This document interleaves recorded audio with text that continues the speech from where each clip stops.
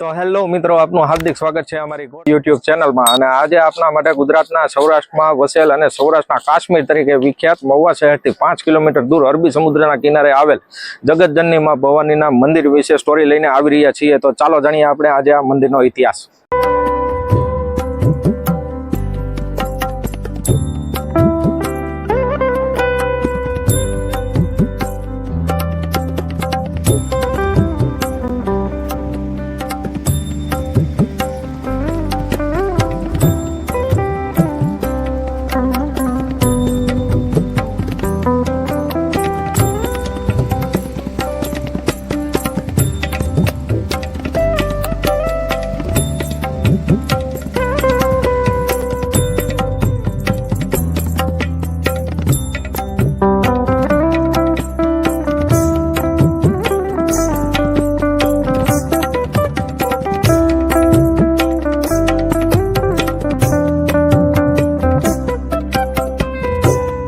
સંત સુરા અને સમર્પણની ધરતી એટલે ગોહિલવાડ અને ગોહિલવાડના રાજાઓ પ્રજાવત્સલ હોવાની સાથોસાથે ખૂબ આસ્તિક હોવાનું પણ જણાય છે।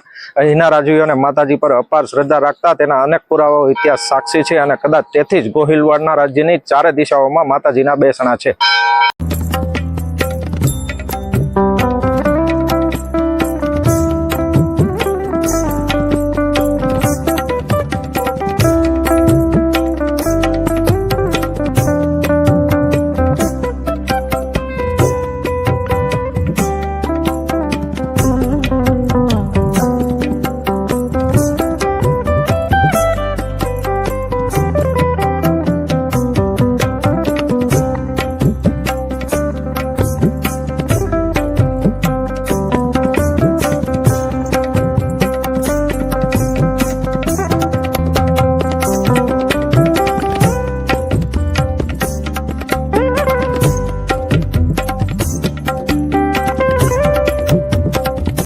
તો આજે આપણે વાત કરીશું ગોહિલવાડ સ્ટેટમાં બિરાજીત જગતજનની માં ભવાની અને તેના મંદિર અને તેના ઇતિહાસ વિશે।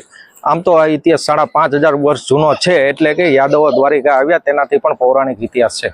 સૌરાષ્ટ્રના કાશ્મીર તરીકે નામના પ્રાપ્ત મહુવામાં ઐતિહાસિક ભવાની માતાજીનું મંદિર આવેલું છે। અરબી સમુદ્રના કાંઠે આવેલું ભવાની માતાજીનું મંદિર ભગવાન શ્રી કૃષ્ણ અને રૂક્ષ્મણીજીના અતૂટ પ્રેમ સંબંધ અને માતાજી પ્રત્યેનો અખૂટ શ્રદ્ધાનો સાક્ષી છે।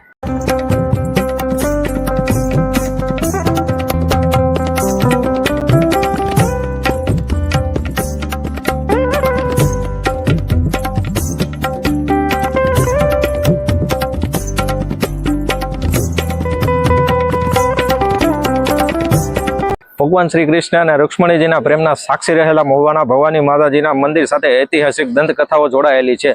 લોકવાયકા પ્રમાણે ભવાની માતાજીના મંદિરથી થોડે દૂર કતપર ગામ આવેલું છે। તે સમયે કુંદનપુર તરીકે કતપર ગામ ઓળખાતું હતું। કુંદનપુરના રાજા ભીષ્મક હતા। તેને સંતાનોમાં 5 પુત્ર અને 1 પુત્રી હતી, જેમાં એક પુત્રનું નામ રૂકમય અને પુત્રીનું નામ રૂકમણી હતું।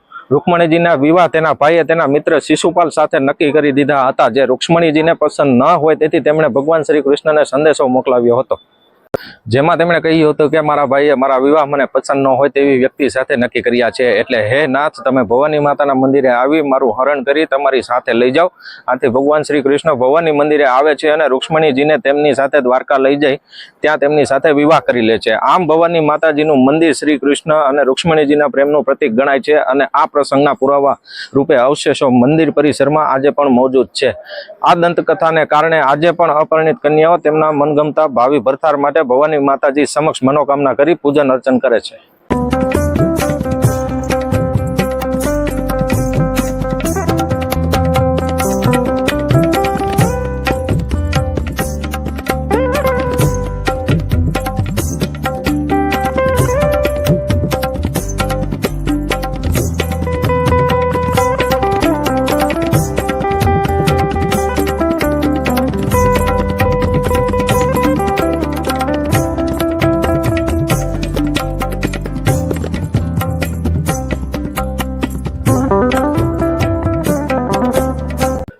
વર્ષમાં આવતી નવરાત્રીની ઐતિહાસિક ભવાની માતાજીના મંદિરે પૂરી શ્રદ્ધા સાથે ઉજવણી થાય છે। ખાસ કરીને આસો નવરાત્રીમાં શ્રદ્ધાળુઓના ઘોડાપુર ઉમટતા હોય તેમ માઈ ભક્તોનો પ્રવાહ જોવા મળે છે। મહુવાના ભવાની માતાજી હજારો પરિવારોના કુળદેવી તરીકે પણ પૂજાય છે। જેઓ માતાજીના ચરણોમાં શીશ નમાવવા અચૂક આવે છે અને ટ્રસ્ટીગણ વતી નવરાત્રિમાં મહાઆરતી પૂજન અર્ચનના વિશેષ કાર્યક્રમોનું આયોજન કરવામાં આવે છે।